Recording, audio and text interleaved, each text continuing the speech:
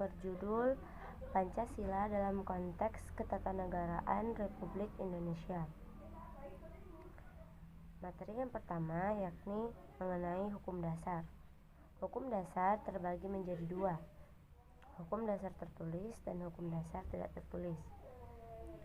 Hukum dasar tertulis yakni suatu naskah yang memaparkan kerangka dan tugas-tugas pokok dari badan-badan pemerintah suatu negara dan menentukan pokok-pokok cara kerja badan-badan tersebut. Hukum dasar tertulis akan menentukan cara-cara bagaimana pusat-pusat kekuasaan ini bekerja sama dan menyesuaikan diri satu sama lain.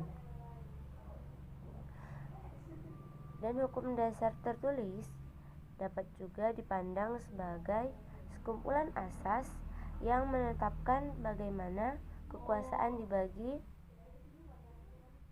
di antaranya badan legislatif, badan eksekutif, dan yudikatif. Yang kedua, hukum dasar tidak tertulis atau kita sebut juga dengan konvensi. Hukum dasar tidak tertulis memiliki sifat-sifat sebagai berikut, yakni yang pertama merupakan kebiasaan yang berulang kali dan terpelihara dalam praktek penyelenggaraan negara, tidak bertentangan dengan undang-undang dasar, diterima seluruh rakyat, bersifat sebagai pelengkap sehingga memungkinkan sebagai aturan dasar yang tidak terdapat dalam undang-undang.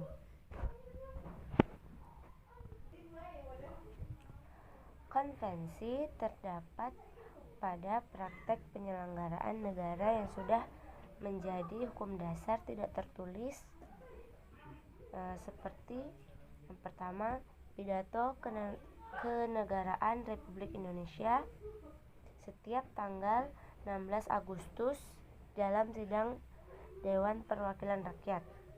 Yang kedua, pidato Presiden yang diucapkan sebagai keterangan pemerintah tentang RAPBN pada minggu pertama Januari setiap tahunnya. Yang ketiga, pidato pertanggungjawaban dan ketua lembaga negara lainnya dalam sidang tahunan MPR yang dimulai sejak tahun 2000. Yang terakhir yakni mekanisme pembuatan GBHN. Dari keempat tersebut secara tidak langsung merupakan remisasi dari Undang-Undang 1945 atau merupakan pelengkap yang berwenang mengubah konvensi menjadi rumusan yang bersifat tertulis dalam MPR, dan rumusannya bukan berupa hukum dasar melainkan tertuang dalam ketetapan MPR. Materi selanjutnya yakni pengertian Undang-Undang Dasar 1945. Berdasarkan sidang tahunan MPR 2002, sistematika Undang-Undang Dasar 1945 adalah pembukaan dan pasal-pasal yang terdiri dari 37 pasal, ditambah 3 pasal aturan peralihan dan 2 pasal aturan tambahan. Kita ketahui bahwa kedudukan Undang-Undang Dasar 1945 adalah sebagai sumber hukum negara. Sifat-sifat Undang-Undang Dasar 1945 yakni jelas, tertulis, singkat, dan memuat norma-norma dan merupakan peraturan positif paling tinggi.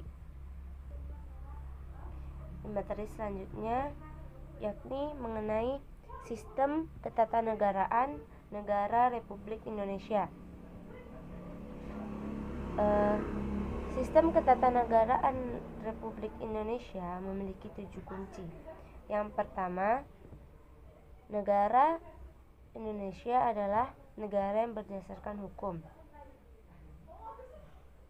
Negara Indonesia adalah negara yang berdasarkan hukum dan tidak berdasarkan kekuasaan belaka. Yang kedua, sistem konstitusional.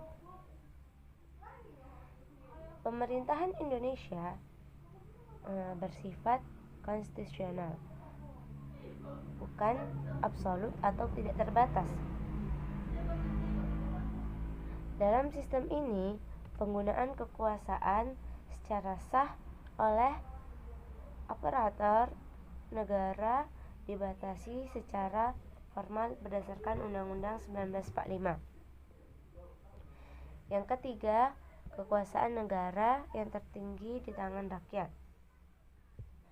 Kedaulatan di tangan rakyat dan dilaksanakan menurut Undang-Undang 1945. Yang keempat, Presiden adalah penyelenggara pemerintah tertinggi di bawah MPR. Yang kelima, Presiden tidak bertanggung jawab kepada DPR. Yang keenam, Menteri Negara adalah pembantu Presiden dan Menteri Negara tidak bertanggung jawab kepada DPR. 7. Kekuasaan kepala negara tidak terbatas. Dari materi di atas, kesimpulannya adalah bahwa sistem ketatanegaraan dengan berdasarkan pada nilai-nilai dan berhubungan dengan Pancasila dapat menjadikan karakter suatu bangsa memiliki moral yang sesuai dengan yang dimilikinya dalam sila-sila Pancasila. Negara Indonesia dan masyarakat Indonesia dengan ketatanegaraannya berdasarkan pada Pancasila akan membawa dampak positif bagi terbentuknya bangsa Indonesia. Demikian penjelasan dari saya. Kurang lebihnya saya mohon maaf. Semoga bermanfaat. Assalamualaikum warahmatullahi wabarakatuh.